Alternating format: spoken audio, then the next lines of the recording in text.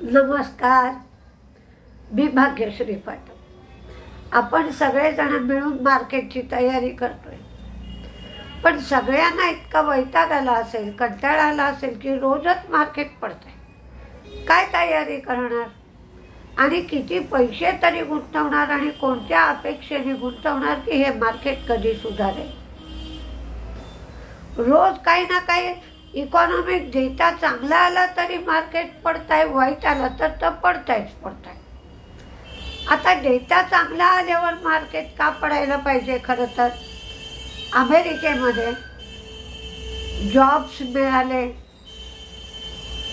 आकडे कमी झाले, बेरोजगारीचे आकडे सुधारले, मग का मार्केट पडायला हवं? तर सेंट्रल बँक रेट कट आता करणार नाही किंवा रेट कट करण्याचा जे ऑगस्टपर्यंत, जूनला एकदा ऑगस्टला एकदा असं जो रेट कट करणार होते तो ऑक्टोबरपर्यंत पुढे ढकलला जाईल। मला असं म्हणावंसं वाटतंय की जो कुंभमेळा चालू झाला आहे त्याच्यात एवढे साधू संत आले, त्यांच्या पुण्यामुळे ह्या मार्केटची ही जी 7.5 मंदी लागलेली आहे ती काहीशी कमी होईल आणि मार्केट सुधारेल का, एवढीच एक आशा आता शिल्लक राहिली आहे। अमेरिकेमध्ये जॉब डेटा आला, म्हणजे नॉन फार्म पेरोल, तो 1,55,000 येईल असं वाटलं होतं, आला मात्र 2,55,000। बेरोजगारीचे आकडे जे 4.2 येतील असं वाटलं होतं, ती बेरोजगारी कमी झाली आहे, ती 4.1 आली आहे। पण महागाईचे आकडे मात्र 2.8 चे 3.3 होतील अशी त्यांची अपेक्षा आहे। बाकीचा सगळा डेटा बघाल तर भारताच्या दृष्टीने चांगला नाही। डॉलर इंडेक्स 110ला पोचलाय, बॉन्ड यील्ड 5% गेलाय आणि क्रूड 81.18च्या लेव्हलला गेलाय।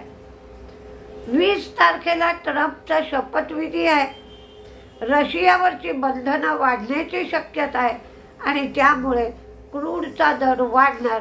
रशियाकडून भारताला क्रूड कमी प्रमाणात मिळेल, त्यामुळे भारताने बरीचशी साठवण करायला सुरुवात केली आहे। बाकीच्या देशांकडून क्रूड अधिक प्रमाणात घ्यायला सुरुवात केली आहे, तरीसुद्धा क्रूडचा रेट 81.18च्या लेवलला आहे। त्यामुळे यातली कुठलीच गोष्ट भारतीय मार्केटच्या दृष्टीने चांगली नाही, म्हणून खालच्या लेवल मार्केटमध्ये येत आहे।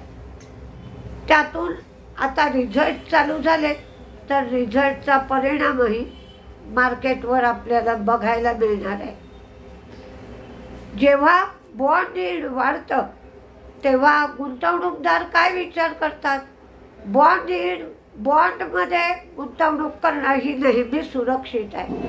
कोणताच धोका पत्करायला न लागता जर 5% आरामशीर मिळणार आहेत तर ते कशाला मार्केटमध्ये धोका पत्करतायत? त्यामुळे मार्केटमधून पैसा काढून घेतात आणि तो पैसा बॉन्डमध्ये टाकला जातो, म्हणून मार्केट पडत राहतं। फॉरेन इन्व्हेस्टर्सची विक्री आहे 2,255 कोटी आणि डोमेस्टिक इन्व्हेस्टर्सची खरेदी आहे 3,962 कोटी। डीमार्टचे रिझल्ट आले, त्यांचा फायदा 4.8% वाढला, तो 723.7 कोटी। त्यांचे रेव्हेन्यू वाढले 17.7%, ते 15,973 झाले। त्यांनी 10 स्टोअर नवीन उघडली, पण सगळ्यांचं लक्ष मार्जिनकडे असतं, तर मार्जिन कमी झालंय। पूर्वी मार्जिन 8.3% होतं, ते 7.6% झालंय। जस्ट डायलचा रिझल्ट चांगला आहे, त्यांचं प्रॉफिट 42% वाढलाय, त्यांचं रेव्हेन्यू 8% वाढलाय आणि मार्जिनसुद्धा 30.1% झालंय. पूर्वीचं मार्जिन होतं 22.7%. त्यामुळे मार्जिनही वाढलंय. अडाणी विल्मर आणखी 1.51% स्टेक ते विकणार आहे. आज रिटेलसाठी OFS सुरू आहे. Waaree energy Enel green power डेव्हलपमेंटकडून इनेल ग्रीन पॉवर इंडियामध्ये 100% स्टेक ते घेणार आहेत 792 कोटीला. इंडियन ओव्हरसीज बँक त्यांनी 46 NPA अकाउंट 11,433 कोटीला विकणार असं सांगितलंय. त्याच्यासाठी बीड मागवली आहेत. एक कमेंट आली होती NPA अकाउंटच्या संदर्भातच होती. त्यांनी काय होतं, आता NPA अकाउंट म्हणजेच non performing assets. Non performing assets म्हणजेच बुडीत गेलेली कर्ज, की ज्या कर्जाचे पैसे वसूल होणार नाहीत. त्यामुळे त्यांनी ती बुडीत गेलेली कर्ज या हेडिंग खाली ते अकाउंट टाकले. तर मला कर्ज वसूल होत नाही तर ते दुसरा एखादा माणूस वसूल करणार असेल. समजा 100 कोटीचं कर्ज आहे आणि ते मला वसूल होत नाही, पण दुसऱ्या माणसाची कपॅसिटी आहे, तो ते वसूल करतोय, तर त्याला काही मार्जिन सोडायचं. म्हणजे 100 कोटीच्या कर्जाचे त्या माणसाकडून 80 कोटी घ्यायचे, त्याला 20% सोडायचे, कारण कर्जाच्या वसुलीसाठी तो मेहनत करतोय. पण काही का असेना बँकेचे 80% तर पैसे वसूल होतात असा त्यामागे हिशोब असतो. त्यामुळे काही प्रमाणात यातून जर त्याचे बीड मिळाले आणि बीडमध्ये चांगले पैसे मिळत असतील तर बँकेला फायदा होतो. बायोकॉन 15 ते 27 सप्टेंबर दरम्यान इन्स्पेक्शन झालं होतं. बायोकॉन बायोलॉजिक्सला जोहोर मलेशिया प्लांटला व्हॉलेंटरी ॲक्शन इनिशिएटेड असा रिपोर्ट मिळाला आहे. सनटेक रिॲलिटीचे प्री सेल्स 40% वाढून 635 कोटी झाले, तर त्यांचं कलेक्शन मात्र कमी झालंय, 23.3% एवढंच झालंय. नोव्हेंबरचा IIP 5.2% आलाय, हे आपण शुक्रवारीच पाहिलंय. सिग्नेचर ग्लोबल हे 16.12% एकरचं लँड पार्सल गुरुग्राममध्ये घेणार आहेत आणि त्यामध्ये 2.73 मिलियन स्क्वेअर फूट डेव्हलप करता येतील. इंटर आर्च बिल्डिंग प्रोजेक्ट यांना टाटा प्रोजेक्टकडून 221 कोटीच्या ऑर्डर मिळाल्या आहेत. PCBLचा रिझल्ट कमजोर लागला, पण त्यांनी 5 रुपये 50 पैसे एवढा डिव्हिडंड दिला आहे.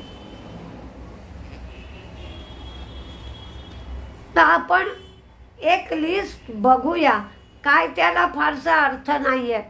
फक्त एक गोष्ट होणार की ONGC ऑइल इंडिया, की जे लोक क्रूड काढतात किंवा एक्सप्लोरेशन कंपन्या HOEC सेलन एक्सप्लोरेशन, हे शेअर तेजीत राहतील. त्याचप्रमाणे इथेनॉलला अधिक भाव मिळू शकेल म्हणून इंडिया ग्लायकॉल सारखे शेअर तेजीत राहतील. कारण क्रूडचा भाव वाढत राहिला की इथेनॉललाही जास्त रेट मिळतो. तर काही कंपन्या दिल्यात, बघा तुम्हाला इंटरेस्ट आहे का. तेजीमध्ये India glycol, Ugro capital, oil India, ICICI pru, ONGC, इक्विनॉक्सचा रिझल्ट चांगला आला आहे, युनो विल्डा, एस्कॉट्स, त्यांनी ॲग्री मशिनरीची नवीन रेंज ओपन केली आहे. Dalmia Bharat, Infosys, Interarch, Biocon, SBI life यांचा प्रीमियम 15% वाढला आहे. भारती एअरटेल, ब्रिटानिया आणि आदित्य बिर्ला कॅपिटल.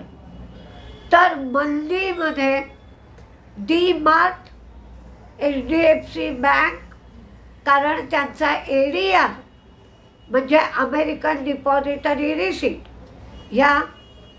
याचा भाव कमी झाला आहे.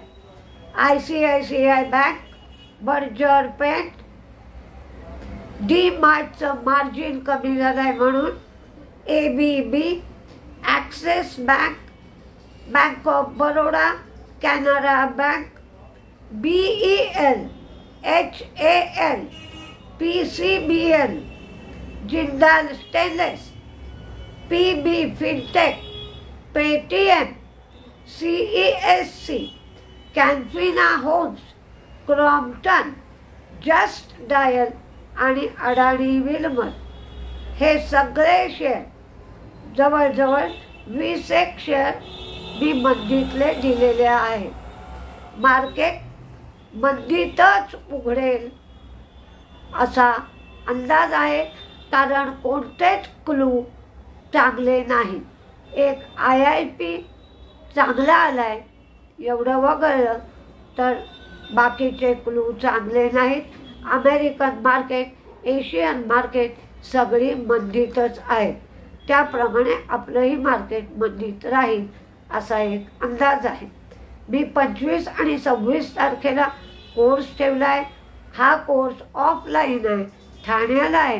ज्याला कोणाला ॲडमिशन घ्यायची असेल त्यांनी 9699615507 9699615507 या नंबरवर संपर्क साधावा किंवा कोर्ससाठी चौकशी तुम्ही या नंबरवर करू शकता. नमस्ते.